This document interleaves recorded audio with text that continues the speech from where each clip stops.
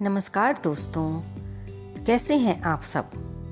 आपका अपने इस YouTube चैनल कलयुग के चमत्कार संतों की वाणी में बहुत बहुत स्वागत है। दोस्तों, आज हम सुनाने जा रहे हैं आपको एक दंत कथा, जिसका किसी पुराण में उल्लेख नहीं मिलता, लेकिन जिससे कुछ शिक्षा जरूर हमें मिलती है। आइए हम इस कहानी को सुनेंगे भी और इसको सच ना मानते हुए इससे में जो शिक्षा दी गई है उसे समझने का प्रयास करेंगे। दोस्तों, अगर अभी तक आप इस चैनल पर नए हो और आपने इसे सब्सक्राइब नहीं किया है तो मैं आपको बता दूं, हम अपने इस चैनल पर भगवान से संबंधित, देवी माँ से संबंधित कहानियाँ जो कि पुराण से ली गई हैं, इतिहास हमारा जो कि हमारी धरोहर है, हमारे सनातन धर्म की धरोहर है, जिसे हर बच्चे तक पहुंचना चाहिए, हम समय समय पर सुनाते रहते हैं। और बीच में कभी कभी हम नानी दादी की पिटारों की कहानियाँ भी सुनाते हैं, जो हमें मोटिवेशन देती हैं, हिम्मत देती हैं। कई बार ऐसा होता है कि हम किसी मुसीबत में घिर जाते हैं और हमें किसी तरफ से कोई रोशनी नहीं दिखाई दे रही होती, तब यही हमारी माँ की, नानी दादी की, हमारे गुरुओं के उपदेश, कहानियाँ हमें याद आकर हमें हिम्मत जगाती हैं और हम फिर खड़े हो उठते हैं अपनी मुश्किलों का, मुसीबतों का सामना करने के लिए। तो आइए चलते हैं हम अपनी कहानी पर। वो कौन सी स्त्री थी जो बिना माँ के पैदा हुई। दोस्तों, बहुत पुरानी बात है। 3 मित्र रहते थे, एक बढ़ई, एक दर्जी और एक सुनार। गांव में उनका काम इतना अच्छा नहीं चल पाया, तो तीनों ने सलाह की कि जो भी हमारे पास थोड़ी बहुत जमा पूंजी है उसे लेकर हम किसी और दूसरे गांव में जाकर अपनी किस्मत को आजमाएं। एक दिन तीनों अपना पास जो भी पैसे थे जमा पूंजी लेकर चल दिए। चलते चलते रास्ते में दोपहर हुई, शाम हुई, फिर रात हो गई और वे जंगल में से गुजर रहे थे, इसलिए उन्होंने वहाँ पर एक ऋषि के आश्रम में ठहरने का सोचा। ऋषि से आज्ञा लेकर वे उनके पास की झोंपड़ी में रात गुजारने के लिए रुक गए। क्योंकि तीनों के पास धन था, इसलिए तीनों ने आपस में विचार किया कि हम इस धन को बचाने के लिए और इसकी रक्षा के लिए बारी बारी से जागेंगे। तीनों ने आपस में विचार किया कि 2 मित्र सोएंगे और एक जागकर एक एक पहर रक्षा करेगा, धन की भी और सोए हुए मित्रों की भी। सबसे पहले बढ़ई की बारी आई तो बाकी दोनों मित्र सो गए। तब बढ़ई ने सोचा अपने मन में कि कैसे समय पास किया जाए, नहीं तो मुझे भी नींद आ जाएगी। उसने देखा कि एक तरफ लकड़ी के कुछ टुकड़े पड़े थे। उसने अपना दिमाग लड़ाकर उन लकड़ी के टुकड़ों से एक बहुत ही सुंदर स्त्री का शरीर बना दिया। फिर वह उसका समय पूरा हुआ तो वह सो गया। अब दूसरा मित्र जो जागा, जिसकी जिम्मेवारी जागने की लगी थी, वह दर्जी था। दर्जी ने भी यही सोचा कि ऐसे तो बैठे बैठे नींद आ जाएगी, क्यों ना कुछ काम किया जाए। जब वो झोंपड़ी से बाहर निकला तो उसने देखा कि उसके मित्र ने लकड़ी की एक स्त्री बनाई हुई थी।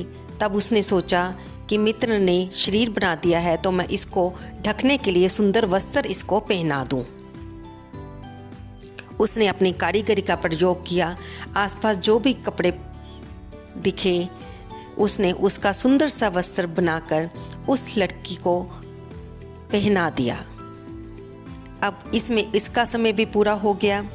जब ये सोने जागने लगा तो अब सुनार की बारी थी। वो जागा और बाकी दोनों मित्र सो गए।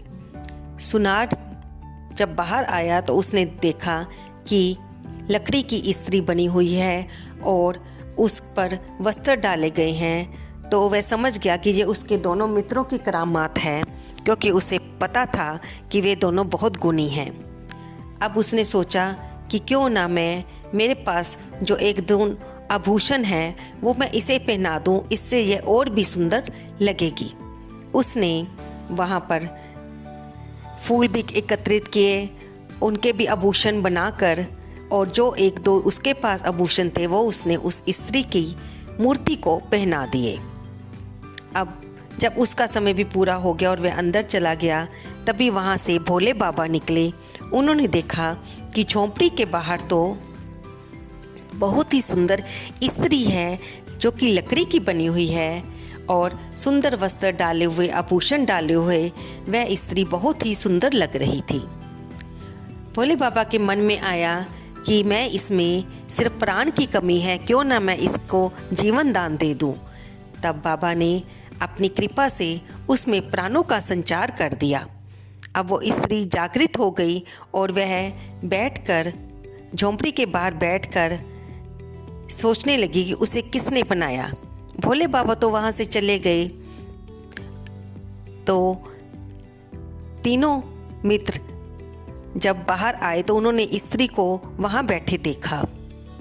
अब तीनों के मन में ये इच्छा आई कि ये स्त्री इतनी सुंदर है तो ये मेरी पत्नी बनने के काबिल है। अब तीनों मित्रों में से कोई भी उसे छोड़ना नहीं चाहता था, तीनों ही उससे विवाह करना चाहते थे।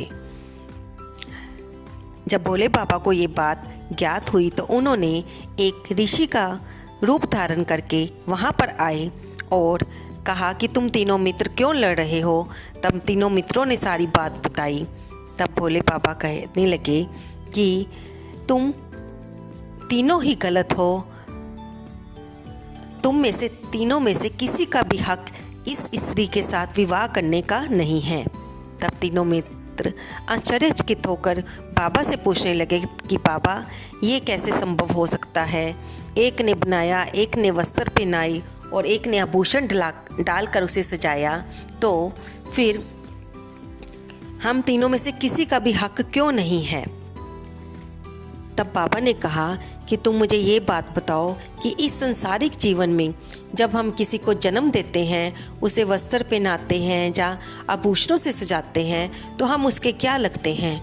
तब तीनों मित्र एक साथ बोले कि वे माता पिता ही होते हैं जो संतान को जन्म देते हैं और उसके शरीर को वस्त्रों से ढकते हैं। तब बाबा ने कहा कि यही तुम्हारे प्रश्न का उत्तर है। तुम में से एक ने इसे बनाया, दूसरे ने वस्त्र से इसको ढका, तीसरे ने आभूषणों से इसे सजाया, तो ये काम तो माता पिता के ही होते हैं। तो उस हिसाब से तुम तीनों ही इसके पिता समान लगते हो और ये तुम्हारी बेटी के समान लगती है। ये सुनकर तीनों के सिर झुक गए और उन्होंने बाबा से भी क्षमा मांगी और लड़की से भी क्षमा मांगी और उसे बेटी कहकर गले लगाया। तब बाबा ने, जो कि भगवान शंकर थे, उनका मार्गदर्शन किया कि तुम अब धन संचित करने के लिए अपने घर से निकले हो, इसलिए तुम दोबारा अपने मार्ग पर चलो, तुम्हारा जीवन सफल होगा और आगे जाकर तुम तीनों का विवाह अच्छे घरों में होगा। ऐसा सुनकर तीनों प्रसन्न मन से लड़की को वहीं छोड़कर चल दिए। अब भगवान शंकर उस लड़की को लेकर कैलाश पर्वत पर आ गए। जब माता पार्वती ने देखा कि ये सुंदर स्त्री कहाँ से आई, तो उन्होंने भोले बाबा से पूछा कि ये कौन है, कहाँ से आई है। तब भोले बाबा ने उन्हें सारी बात बताते हुए कहा कि इसे मैं लेके आया हूँ और ये मेरी बेटी समान है और मैं इसका नाम अहल्या रखता हूँ। दोस्तों, ये अहल्या उस अहल्या का नाम नहीं है जिसे भगवान राम ने अपने चरणों के स्पर्श से तारा था। ये तो दंत कथा में बताई जाने वाली एक कथा है।